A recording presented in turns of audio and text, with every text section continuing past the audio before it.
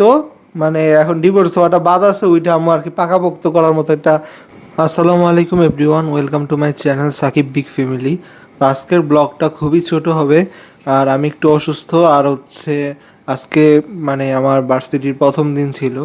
তো সারাদিন দৌড়াদৌড়ি জার্নি করে আমি খুবই টায়ার্ড, কিন্তু একটা ভিডিও দেওয়া দরকার, সেই জন্য ভিডিওটা করতেছি। ভিডিওটা হচ্ছে আমার আম্মু কি বড় বউকে আনতে গিয়েছিল কিনা। কালকে আমার চ্যানেলেই আমার আম্মু আর ছোট বউ একটা ভিডিও দিছিল। ভিডিওতে বলছে যে আজকে ভার্সিটিতে আমাকে দিয়েই আম্মু বড় বউকে আনতে যাবে। তো আম্মু কি বড় বউকে আনতে গেছে কিনা বা আমাদের মধ্যে কি কি হলো সে সব কিছু নিয়ে আজকের ব্লগটা। তো আপনারা একটু মনোযোগ দিয়ে দেখতে থাকেন, ভিডিওটা বেশি বড় হবে না। প্রথম কথা হচ্ছে আমার আম্মু কোনো সময় আমার কথা কথা শুনে না। কি একটা বদভ্যাস আম্মুর জানেন, হুটহাট। আমার আম্মু এই পর্যন্ত ছোট বউয়ের বাবার বাড়িতে গেছে 5 থেকে 6 বার। আমি জানি না, আমি একবারও যাইনি।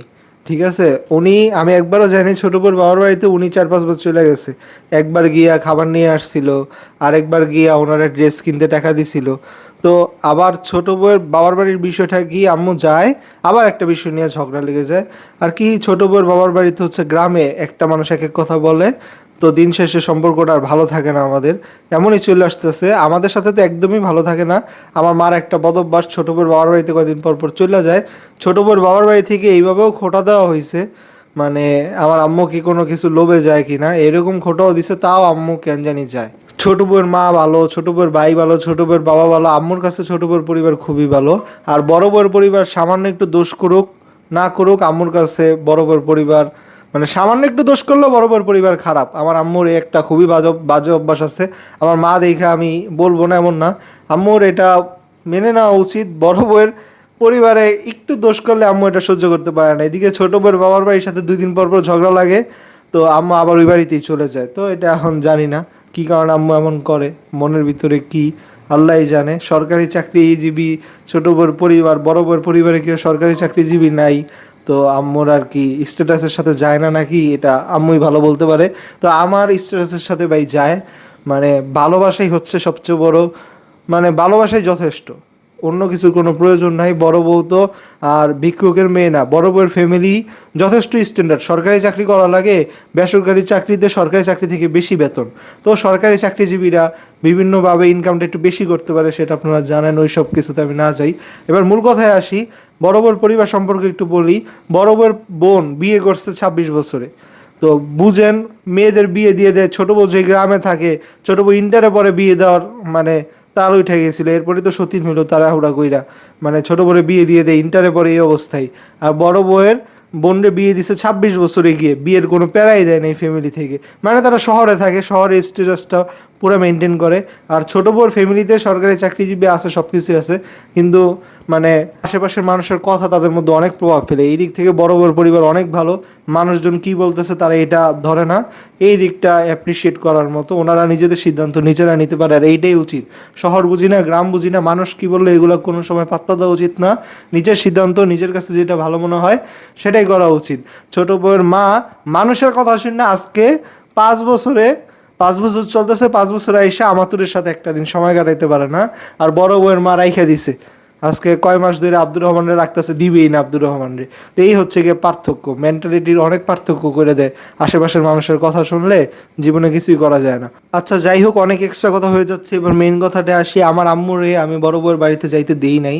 যদি আম্মু যাইতো, বড় বউয়ের সাথে আমার ডিভোর্স হওয়াটা বাকি, সেটাও হয়ে যাইতো যদি আম্মু যাইতো। ঠিক আছে, আম্মু গিয়া কি করতো আমি আপনাদেরকে বলি। প্রথমে তো যাইতো, আম্মু কোনো কথাই শুনে না। ঠিক আছে, উনি নিজে ইনকাম করে, নিজের মতো নিজে স্বাধীন থাকে, ওনারই বাড়ি, ওনার বাড়িতে আমি থাকি। মানে উনি এক এক সময় আমারও বাড়ির থেকে বার করে দেয়, একদিন ছোট বড়ে বাড়ি দিয়ে দেয়, একদিন হচ্ছে গিয়া মানে ওনার আত্মীয় স্বজনের বাড়ি দিয়ে দেয়, এক একদিন হচ্ছে আম্মুর এক এক রকম সিদ্ধান্ত। আম্মু যদি খুলনা যাইতো, আমারও বলে যাইতেছে কোনো ঝামেলা করবে না। খুলনা গিয়া ওই যে উকিল যেটা বলছে খুলনা থানায় জিডি করার কথা, সে সেটাই করতো। আব্দুর রহমান আনার জন্য একটা হামদাম তৈরি করতো। তো আব্দুর রহমানটা তো আমি এইভাবে আনতে চাই না, মা ছাড়া আব্দুর রহমানটা আমি আনবো না, আমি তো বুঝাই বলেই দিছি। কিন্তু আম্মু আম্মুর কাজটাই করতো, আমারে ভালো ভালো বলে যাইতো, যাই ওই জায়গায় কি একটা গ্যাঞ্জাম করতো। তো জিডি করলে একটা বড় বউ কিন্তু এখনো ডিভোর্স দেয় নাই, মানে ওর মতো আছে ও, আমার মতো আমি আছি। তো তখন জিনিসটা বড় বউ রাইগা গিয়ে ডিভোর্সই দিয়ে দিত। বড় বউ কিন্তু ছোট বউ যখন অতিরিক্ত বাড়াবাড়ি করছিল একবার কিন্তু আইনজীবীর কাছে গেছে, রোজার মাসে, আপনারা সেই কাহিনীটা শুনছেন। তো এখন যেহেতু ঠান্ডা আছে, বড় বউ বড় বউর মতো থাকুক, আমি আমার মতো থাকি, দেখি না কয়দিন যায় জিনিসটা কি হয়। আমি তো আব্দুর রহমানের সাথে খুলনা থেকে আসার পর থেকে এই পর্যন্ত একদিনও কথা বলি নাই, ঠিক আছে? আজকে অনেক দিন হয়ে যায়, আমি একদিনও আমার ছেলের সাথে কথা বলি নাই। তো ছেলের জন্য সবচেয়ে বেশি পুরে আমার, আব্দুর রহমানের জন্য সবচেয়ে বেশি পুরে আমার। তো আমি যেহেতু চুপচাপ করে আছি, আমার বড় বউয়ের জন্য সবচেয়ে বেশি জ্বলে আমার। তো আমি সহ্য করতে পারলে তারা এত মাতামাতি করার কোনো, ওভার এক্সাইটেড আকবারে কিছু করা, এটা অবশ্যই খারাপ। আমার থেকে একবারে কিছু করতে যাও অবশ্যই খারাপ। আমার ছাড়া বড় বড় আনতে চলে যায়। আর আজকে কি আমার বড় বড় আনতে যাওয়ার মতো কোনো পরিবেশ আছে? আমি কেন আনতে যাব? বড় বউ তো বলে নাই মানুষজন নিয়ে বসবে। তারা যদি বসতে না চায়, আপনারা অনেকে কমেন্ট করছেন আগের বার আমার আম্মুরে কেন নিয়ে যায়নি, আমার আব্বুরে কেন নিয়ে যায়নি। আপনারা আসলে ভিডিও ঠিকভাবে দেখেন না। বড় বউরে তো আনতে যাইতেই নিষেধ করছে। বড় বউ ভয় পাইতেছে আমি গিয়ে আব্দুর রহমানরে উঠায় নিয়ে আসবো। তো এখন আমি তো আব্দুর রহমানরে উঠায় নিয়ে আসবো না। বড় বউ এই ভয়ে মানে আর কি সালিশ বিচারে বসবে না। বসলে আমি মানুষ দেখা পাইলে আমি আব্দুর রহমানের নিয়ে আসবো। বড় বউয়ের হচ্ছে এই ভয়, এই ভয় হচ্ছে বড় বউ বসবে না। তাই আমি আম্মু আব্বুরে ছাড়াই বড় বউয়ের ভালোবাসার প্রমাণ দিতে আমি খুলনা গেছিলাম। এটা একাই যাইতে হবে, ভালোবাসার প্রমাণ দিতে তো আমি আমার 14 গোষ্ঠী নিয়ে যাবো না। যদি সালিশ বিচার হইতো তাইলে না আমি আব্বু আম্মুরে নিবো, তারা তো বসতে রাজি হয় নাই। বড় বউয়ের মা তো এখনো বলে নাই আমরা বসবো, বড় বউয়ের ভাই তো বলে নাই। তো আমি আমার আব্বু আম্মু নিয়ে কী করবো? আমি গেছি আমার ভালোবাসার প্রমাণ দিতে, যে আমি আসছি তোমার জন্য। আমি আইসা রাস্তায় কান্নাকাটি করতেছে, কিন্তু অনেক বাজে বিহেভ করছে, অনেক খারাপ কাজ করছে। আসবে বইলে আসে নাই, আমার রাস্তা দাঁড় করে রাখছে, বলছে বেড়াইতে চলে গেছে, আশেপাশে মানুষ আসলে, আশেপাশে মানুষ আছে, কথা বললে সমস্যা হবে। এইভাবে বললে কোন একটা স্বামী সহ্য করতে পারে বলেন? সেই কারণে আমি ডিটেলস বলছি খুলনা আনতে যাওয়ার পর কী কী হয়েছিল সেই ব্লগে। এখন কথা হচ্ছে, যে কথাটায় আমি ছিলাম, আম্মু যদি যাইতো, মানে এখন ডিভোর্স হওয়াটা বাদ আছে, ওইটা আম্মু আর কি পাকাপোক্ত করার মতো একটা মানে 99% কাজ আগায় দিয়ে আসতো। তো সেটার কোনো প্রয়োজন নেই, আমি আম্মুর আটকাইছি এইভাবে। মানে ভার্সিটির পরে সে চলে যাবে, তো আমি তখন বলছি তুমি চলে গেলে ভার্সিটি থেকে তো আজকে অ্যাডভাইজিং স্লিপ, অফার লেটার সব কিছু ছিঁড়ে ফেলবো, আমি আর পড়াশোনাই করবো না।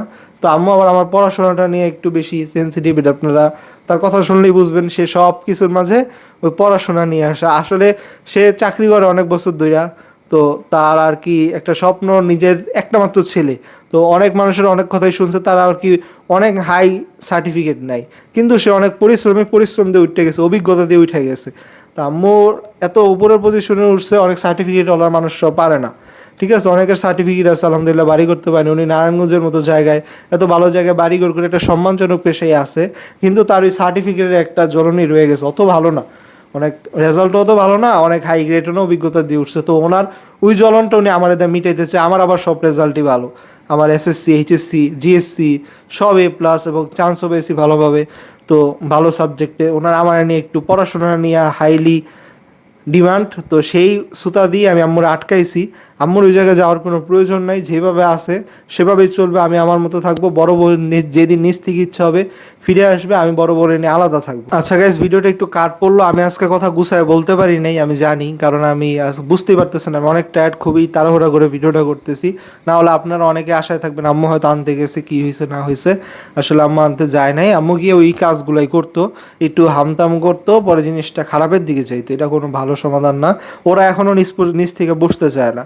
তা আমরা আর কি করব, ওর মতো আছে। আমিও কোনো ফোন দিই না, অনেক দিন হয়ে গেছে। বড় বউ দেখি না কয়দিন থাকতে পারে। আমি তো এই কদিন অনেক মানে অনেক ঘুরছি। আমি সারা দিন বলছি না আপনাদের কাহিনীগুলো, রাতে 2টা বাজে সকাল থেকে ফোন দেওয়া শুরু করছি, রাতে 2টা পর্যন্ত ফোন দিছি, বড় বউয়ের মার গালিশ পর্যন্ত খাইছি। আরও অনেক কাহিনী আছে, সব এখনও বলা হয় নাই। আর কিছু বলতে চাই না, যা বলছি যথেষ্ট বলে ফেলছি পাবলিক প্ল্যাটফর্মে। এর থেকে আর কি বলবো, আপনারা সবই বুঝছেন। তাই ওই জায়গায় সারাদিন ঘুরছি, এখন একটা ফোন দিই না। তো দেখি না বড় বউ কয়দিন থাকতে পারে। আমার 6 বছরের সংসার, তো বড় বউ ভুলে যাইতে পারলে আমার আর কি করার আছে বলেন? আমি চিন্তা করেন, আমি ছেলে ফিরে নিয়ে আসার সব ব্যবস্থা করে ফেলছি, আমি পারবই, 100% পারতাম। আমি কিভাবে বললো আপনাদেরকে বুঝাইতে পারবো? আমি আমার সন্তান 100% ফিরে নিয়ে আসতে পারতাম, সেটাও ছেড়ে দিছি বড় বউয়ের জন্য। আমি আর কি ভালোবাসার প্রমাণ দিব? ছেলে পর্যন্ত দিয়ে দিছি বড় বউরে। বড় বউ কষ্ট হইব দেখে ছেলে আনলাম না। আম্মু এখনও ব্যবস্থা নিতে চায় ছেলে আনার জন্য।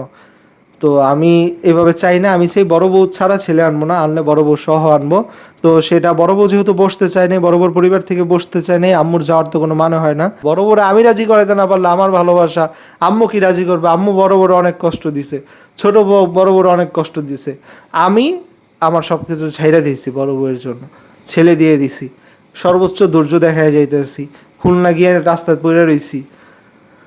আমার পক্ষ থেকে আমি সবই করছি। তো বড় বউ আমরা কেউ আনতে যাব না, আমি কোনো যোগাযোগও করব না বড় বউয়ের উপরে। আমি সেদিন বলছি, ভালোবাসার গল্প আপনাদের শোনাইছি কিভাবে বিয়ে হয়েছে। এত কিছু বলার পরে বড় বউ যদি মন না গলে, বড় বউ কী ভাবতেছে বড় বউই জানে।